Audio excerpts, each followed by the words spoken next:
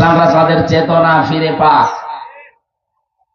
আপনাদের নবী বলে যাদেরকে আপনারা বিশ্বাস করেন, যে হযরত ঈসা নবী, যিশু যাই বলেন, মারিয়াম আলাইহিস সালামকে আল্লাহ তিত্ববাদ যারা বিশ্বাস করে, তাদের দ্বারাও তো উচিত এই অভিশপ্ত জাতি যারা মারিয়াম আলাইহিস সালামকে কলঙ্কিত করার জন্য উঠে পড়ে লেগেছিল, এমনকি হযরত ঈসাকে তারা হত্যার কথাও প্রচার করে যে আমরা তাকে মেরে ফেলেছি, তাদেরকে সাহায্য করতে গিয়ে মুসলমানদের বিপক্ষে পৃথিবী সব কিছুকে আপনারা বিপক্ষে নিয়ে যাচ্ছেন। আশা করব খ্রিস্টানেরা এই অভিশপ্ত নিকৃষ্ট জাতি ইহুদিদেরকে যেন আর সাহায্য না করে, তাদের চেতনা যেন তারা ফিরে পায়।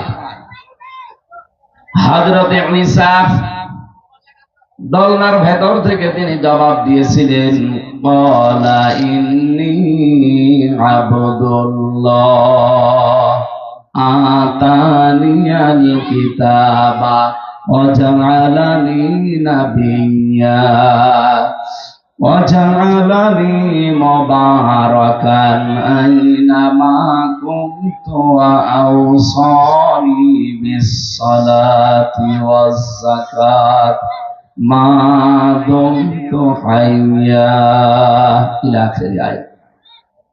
হযরত ঈসা দোলনা থেকে তিনি জবাব দিলেন, আমি অবৈধ সন্তান না, আমি যার সন্তান না, আমি আল্লাহর বান্দা, আমি আল্লাহ।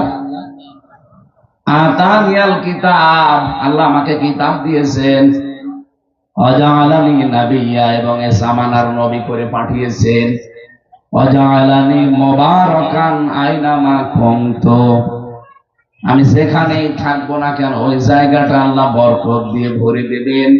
মা দুমতু হাইয়া, আমি যতদিন হায়াতে বেঁচে আছি পুরা জীবনটাই আমার বরকতপূর্ণ, বরকতময়। বলেন সুবহানাল্লাহ।